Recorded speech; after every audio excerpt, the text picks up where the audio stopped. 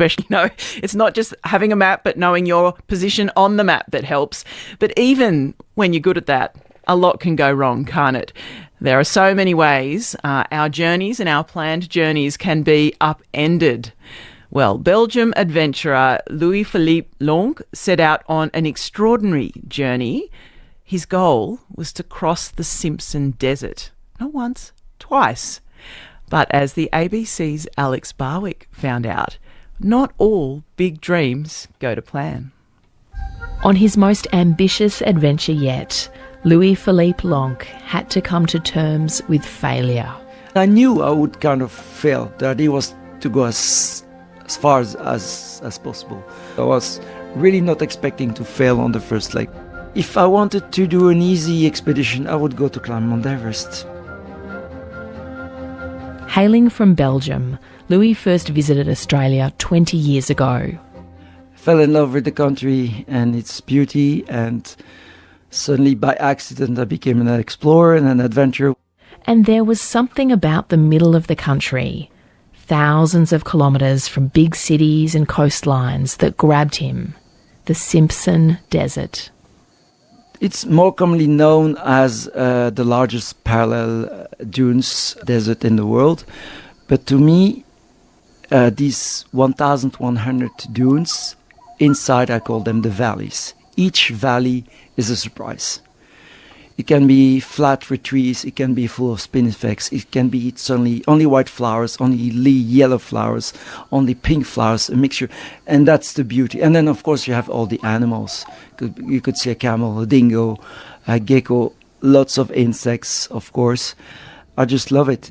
Compared to Belgium, I mean, it's six times the size of my little country with zero population. Just the Simpson Desert itself. Just the Simpson Desert. Basically, when you are 11 million in a country that's mainly half of the country basically grey and concrete, right? Because people are close together, and you come here in the vastness.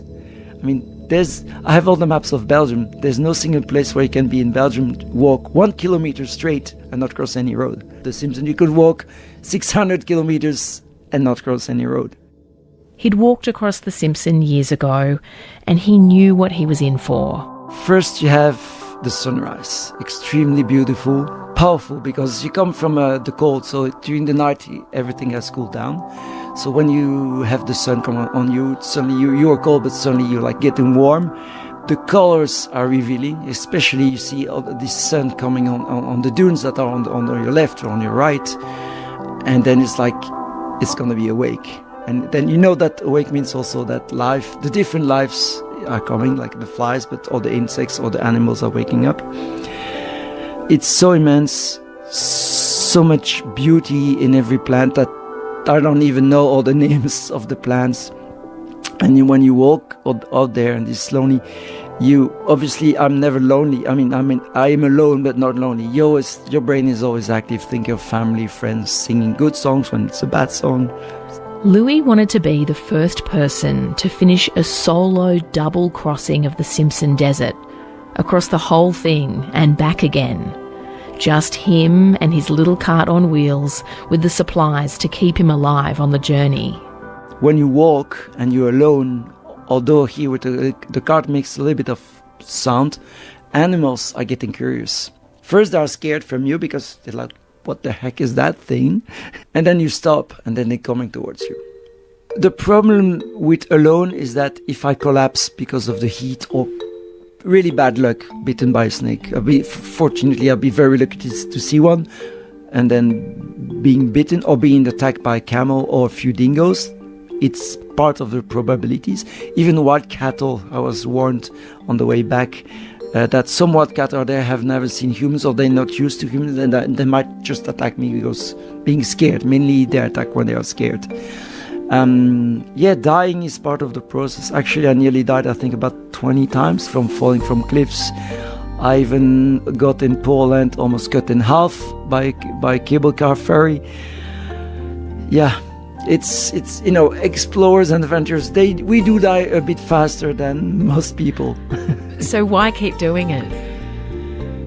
It's part of the passion. We can even call it the virus, because we want to go there and we know it's dangerous and we're still there. Instead of resupplying along the way, he brought everything he needed for the entire trip. I was way too heavy. I should have gone with 150 kilos.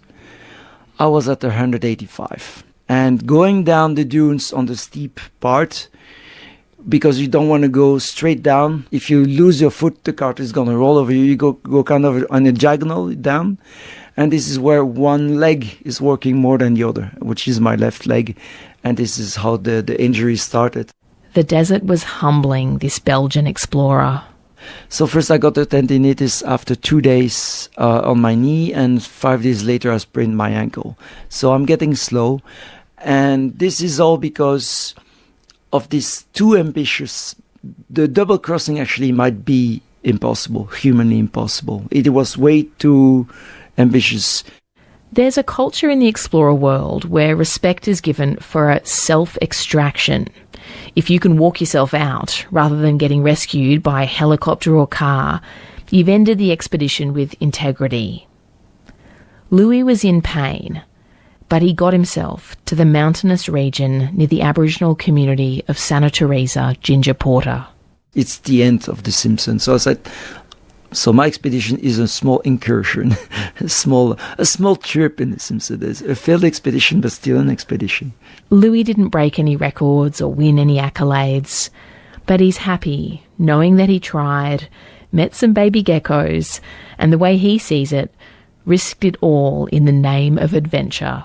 And I prefer to die in the Simpson Desert than dying eating chips watching Netflix. Yes, and I don't have Netflix, but when I'm at my sister's place, yeah, I'm doing sometimes. I'm watching her kids. Uncle Luffy, Uncle Luffy has stories to tell. I'll bet they must love them.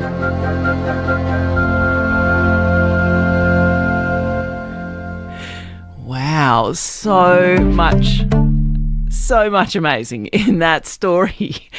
Wow, I mean, everything from living in a place where you can't walk more than a kilometre without crossing a road, his home country of Belgium, to just the incredible experiences you just heard described, walking in the Simpson Desert, and I mean, an almost miraculous self-extraction as well. An incredible story there by my colleague Alex Barwick, featuring the Belgian adventurer and all-round fascinating person Louis-Philippe Lonck.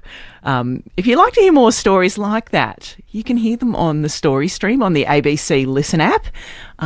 We've heard some great ones this week on Mornings, haven't we? But that one, I think, will certainly lodge in my imagination for quite a long time. It is Meredith Lake here with you on ABC Alice Springs, right across Central Australia and the Barkly. I don't think you can hear this in the Simpson Desert, but if you're, maybe in Ginger Porter this morning, a special hello to you. I have been thinking about adventures and especially about maps, partly in light of that story we just heard. But thank you, Stuart Brash, on the text line. I knew you'd have maps. I knew it. You just strike me as a map kind of person. You